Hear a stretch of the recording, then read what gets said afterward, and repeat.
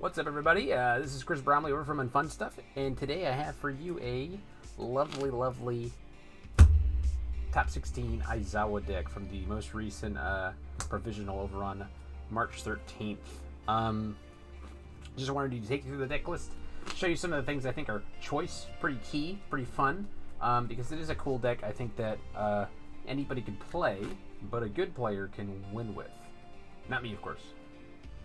I only get fifth with it. Or whatever. Anyway. So, first up, I'm just going to take this into three parts. One, just show you all the cards. Two, explain some of the key ones. And three, I haven't thought of throwing yet. We'll figure it out. Anyway, one Aizawa, 4 race, butt of cards, 2+ Ultra. The attacks, we have 3 of lots of things. 3 Frenzy, 3 Binding Cloth Capture, 3 Super Acceleration Kick, 3 Super Extend, 3 Binding Kick, 2 Pummel, 2 Super Burst. For the foundations, lots of 4-ofs. 4 Heroic Lineage, cards busted. 4 Harden, cards busted. 4 Mediator. 4 Tape. 4 Manly Passionate Guy. 4 Gotcha. Well, that's only there for spam. Then we got 2 Night Watch, 2 Villains Defeated, 2 Resistance, 2 Fulfill My Duty, and a Natural Leader. There! First part done. Let's talk about the attacks. Okay, so Eraserhead is a character who doesn't do a whole lot apart from live, right? He says, every time I discard this card from my hand, if your attack -2 speed and my attack +2 speed, right? And then he has like some really polarizing matchups where like you're playing into a Shigaraki and you're like, oh, that's gonna hit me? I'm not taking 5, lol. So he's kind of interesting. I'll talk more about why he's interesting later. But I'm only playing 2+ Ultra because there's already 3 actions in the deck, right? 1 comes out of it to begin with. So this is just already a lot of actions. I don't want to have too many dead hands at the beginning of the game. But check this out. So, I guess you take this in the dunks first. Super Burst and Hardened Pummel. Super Burst is kind of a bait. Lots of people walk into + Ultra with this card. Which is why Pummel's so good. Because you can walk directly into + Ultra with Pummel, and it doesn't matter, because this card says that you cannot block with + Ultra. There's also the added fact that if your opponent's out of speed hate, they're exhausted, your Pummels come in for 7 speed, and if you have momentum, at least 10 damage. It's very, like, what I would call low input for very high volume. And we've got 4 copies of Harden and 4 copies of Heroic Lineage to slam even more damage onto them. Next up, we got Binding Kicks, Super Extends, the Kicks, and Frenzy. I'm going to keep this card last. These cards last. These sort of fill out the poke package, okay? These all work together, okay? Super Extend is the opener. Sometimes the second one, if I'm going to be playing it into an Acceleration Kick, okay? There's a very clean line where I might go, like, Harden, Frenzy. Did they full block it? No? Okay. They took 4. Super Extend, draw 1. Acceleration Kick, if I had a momentum + Ultra, double its damage to fucking 16, and then EX, right? So that's a clean play. It is kind of high diff, right? But once you're done with it, you can remove these 2. And if you're going to a really deep string, it's really nuts, because you can do something like Super Extend, Super Excel Kick, give it 2 speed from the EX, removing this, 2 speed by tossing an erase. And now, if we seal something with that erase, we get to play Binding Cloth Captures on 4, on 5, and it's quite easy to do. And this is after at least 1 other attack, right? A lot of times I'd have 2 other attacks. I would go Frenzy, Extend, or maybe Extend, or Frenzy, or Binding Kick, Frenzy, whatever. And these cards are just super free afterwards. So this would typically be like a great 1 high block that I would follow up the Super Acceleration Kick with afterwards. Anyway, just pretty good card. All these kicks form the, like, center of the package. The only card I don't like very much in here is Super Extend, because it has a really terrible block. This card, if I drew it on 1, I would review it. If I would never hold it. It would just get tossed out. And some board states I don't want to toss it out into. Although I will say it's very important to attack most turns just to go get a copy of Erase for your next turn, because there are characters where you just need an Erase even on their first attack. Like All Might, Ochako 2, characters like that. Anyway. So those are the 3 Fs.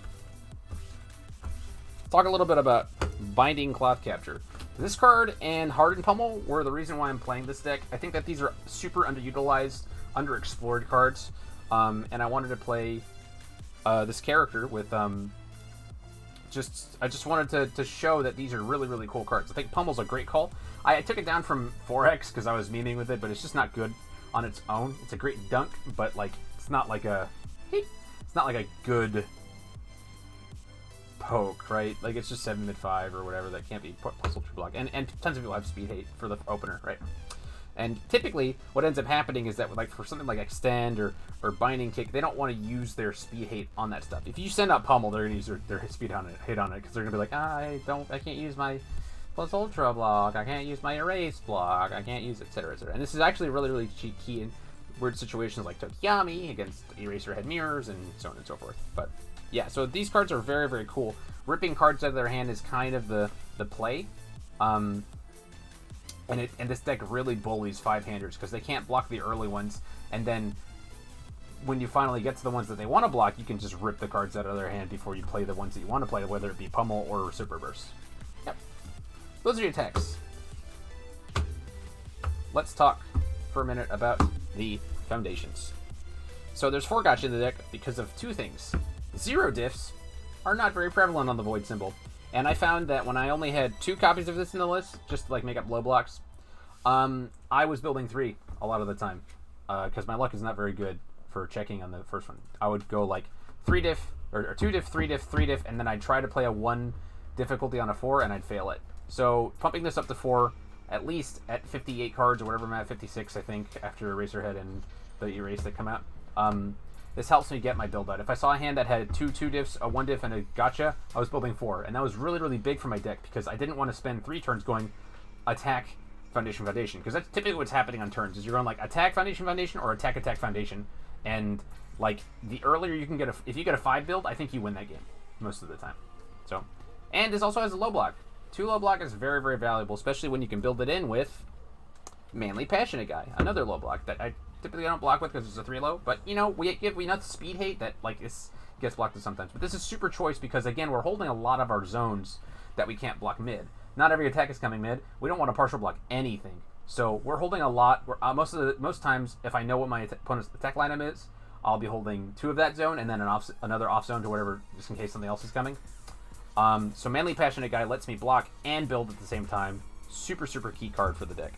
Tape for those situations where you cannot find that zone for that attack they need. Let's make that attack mid, and then I'll pick up this handy dandy breaker 1 mid block and block with it. I mean, just enough said, it's a broken card. And it's speed hate if their attack's already mid. Mediator refills our hand, which is super important because we are going to be using our erases aggressively. Not too aggressively. Don't erase anything that you don't need to, right? But this helps us to refill our hand after we've spent our hand size on erases. It's pretty cool. Also, an interesting thing, it says your rival's attack gets -3 speed, so sometimes if you're just like in a bind and you really need to find another attack and you know there's up top, or a Jiro did something or something like that, you can draw a card on your own attack. It's pretty cool if you played an action. 4 Hardened. High blocks are kind of a premium in this format, and you can go through our deck. Like, this is a 1 high block, and I use it to block a lot. This is a 3 high block? That's really bad, right? These are mid. Super Burst I never want to block with, but I can sometimes, you know? Like, so this card was held in hand a lot of the time to block with, because it's got a great on-block effect, and it's got a great block modifier. And if I combine it with Manly Passionate Guy, I built it down, and this has the wonderful, wonderful, wonderful side effect of giving all of our pokes, baby pokes, big damage. It makes Hardened Frenzy into like that's already like a pseudo throw. Nobody ever wants to full block this card because you don't want to give, and like that's a bait. You should probably full block this. Who cares if I'm building, right?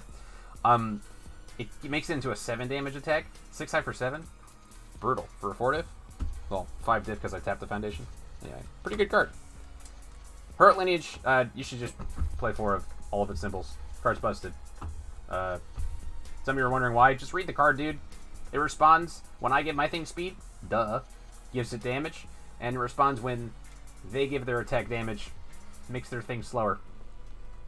I think it's like $11 now. Sorry, guys. Go spend $40 on that card. Natural Leader's a card I only played 1 of. It's got a 2 high block. It gives my attack speed. I don't think I used it a single time in a tournament. I was always pitching it to find Erase or something like that, but it's a fine card. The thing that feels bad about it in Eraser is that if there's something I really want sealed on their board, it's going to be sealed.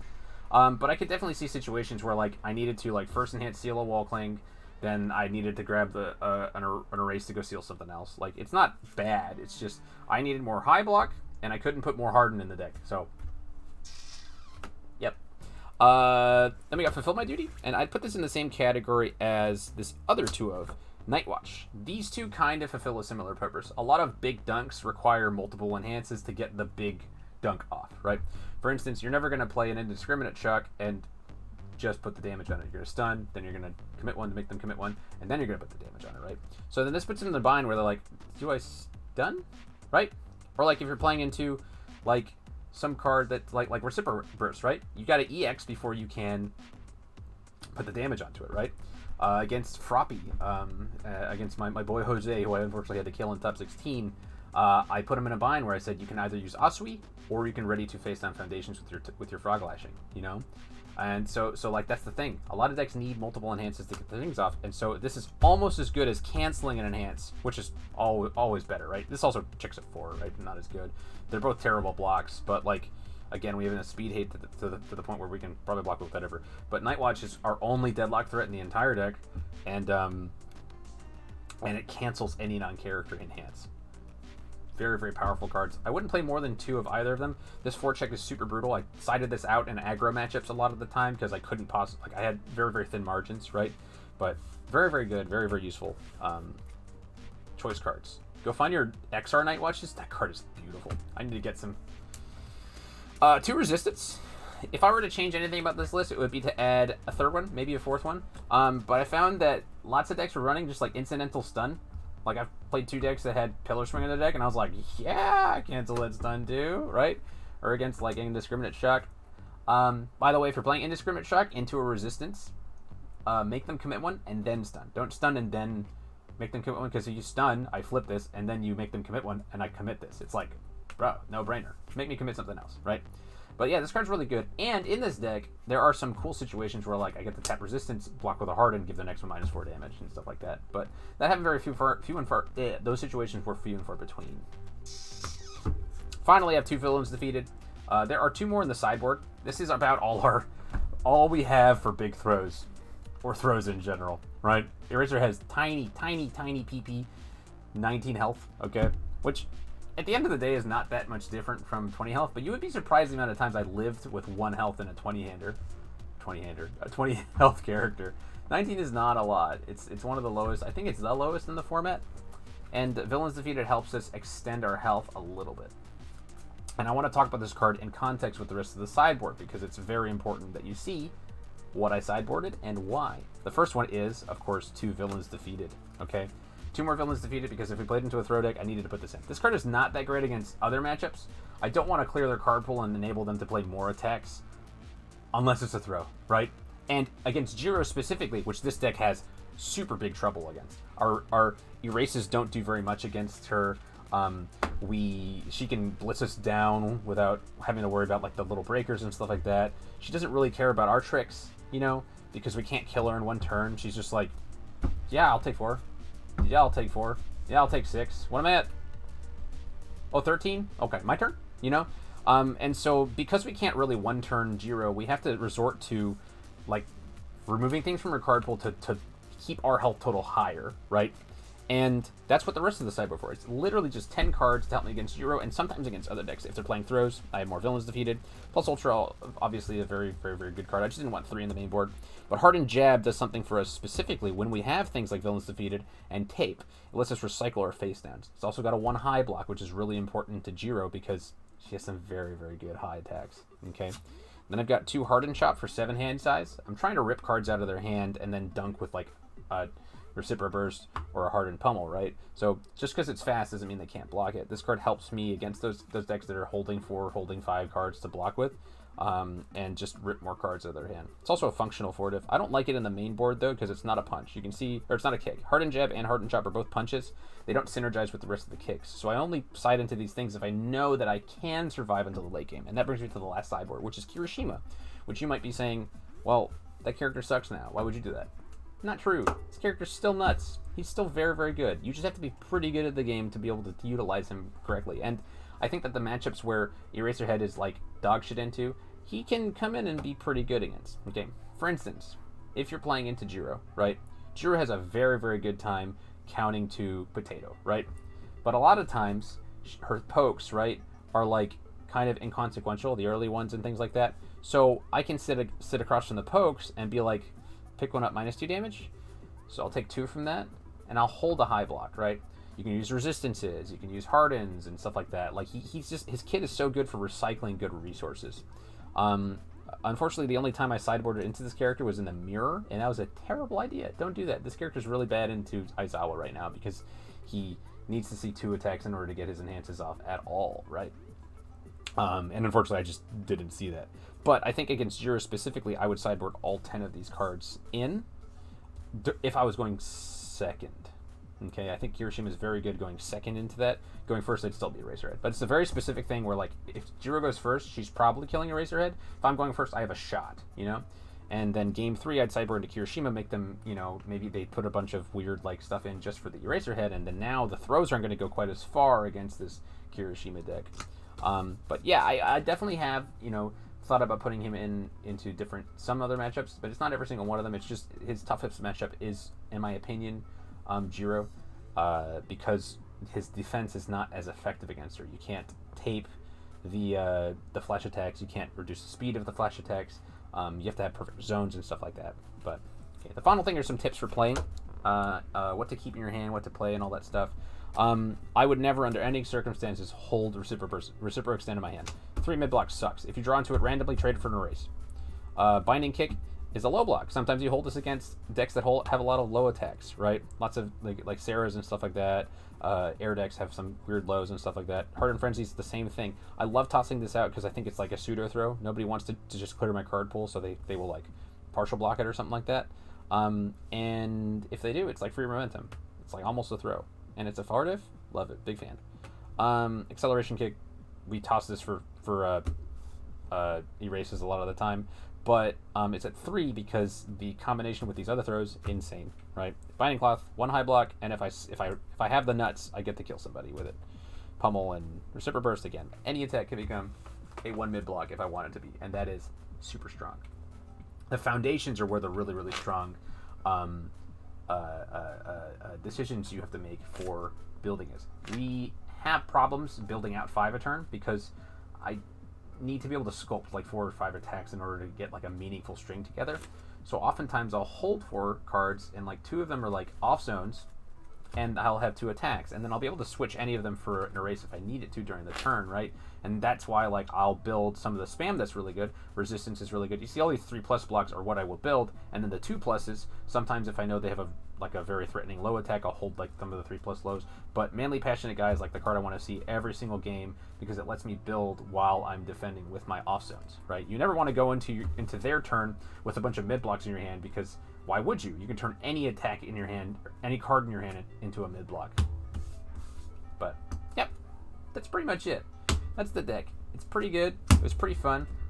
I'm probably not going to play it again. I had problems with the fact that... So, last time I played in the Provisional, I played Comley Woods, and I felt like I could one-turn somebody, but it required them, I'll say, extending, okay? This deck doesn't need my opponent to extend to do damage, but it certainly can't kill you on 2. What it does do is put you so far behind on 2 that you feel desperate, right? I can do 10 damage, I can do 12 damage, I can do 5 damage, you know, I can do a poke, relative poke, and use the momentum very, very well on later turns. But it has weaknesses, serious weaknesses against the really, really blitz aggro decks. The things that I lost to were, like, very, very aggressive things. I lost to Jiro, I lost in the Mirror, and it was the Mirror who was just like, I gotta kill you, you know? And he came in for my throat, and he succeeded. You know, it was a 3-game series, and I sided to Kirishima in the 3rd game, which was not smart. And then I lost in top 8 to a Denki deck, which ended up winning the event. Congratulations to Thomas Ribman. He's the memer from Facebook, a Spider Suplex meme guy. Yeah, I don't like this deck too much. I think it's cool, and I made the point I wanted to, which was to show the power of Hearted Pummel and binding, whatever it's called, binding cloth something. The Is You Are, whatever it's called, something like that. I wanted to show the power of those two cards because I think they're really, really cool, and I think super underutilized in the format. And he's like the character that can use it the best. He puts 2 speed on Pummel, and then he activates the secret text on the Eraserhead UR, which even without discarding a card from hand, seals problem cards from their staging area. If you are able to play a action though, it's like really powerful because it gets -2 difficulty, comes in for 5, seals whatever's left on their board, and yada yada yada yada. Anyway, but yeah, I had fun with it. I hope you will have fun with it too if you decide to test it. You can terrorize your locals with it, and if you decide to play it in like a real tournament or something like that, I think you can have real success with it. It's like what I would call like a free ride to Top Cut because you like have some really polarizing matchups. Like it's tough into some aggro decks for sure, but you can outplay it. You can get lucky and win. You know, like that's definitely like it's not impossible to beat these aggro decks. You know, I've certainly beaten Giros, I've certainly beaten Denkis, I've certainly beaten the Mirror and stuff like that. But what it does do is it makes Noma matchups free. It makes Ochako 2 matchups free. You know, it makes Osui players sweat, you know. Although I think that matchup's kind of hard if they're very, very good, like Jose is. But it's just a lot of the format cringes when they play across the table from Eraserhead. They have an entire sideboard devoted to it. And you can just sit there like, yeah, I'll win game 1 and figure out the rest of it. And that's very, very powerful if you're like looking for a deck for just like, I want to get the promos, you know? Or the problem is that once you get into top, I think that it's a hard deck to win at all with because he is, like I said, kind of delicate defensively if you're not playing picture perfect pristine defense. My final aside is you don't need to erase every single attack. Only erase when it's appropriate, right? For example, if you're playing the Comedy Woods and you're not blocking something, don't erase them. In fact, why would you erase them at all? You know? That Comedy, you don't care if he's giving his things 1 damage. You're going to try to block all of it, okay? So, figure it out. Play smart. Play not aggressively, not conservatively, but somewhere in the middle. And we'll see you next time.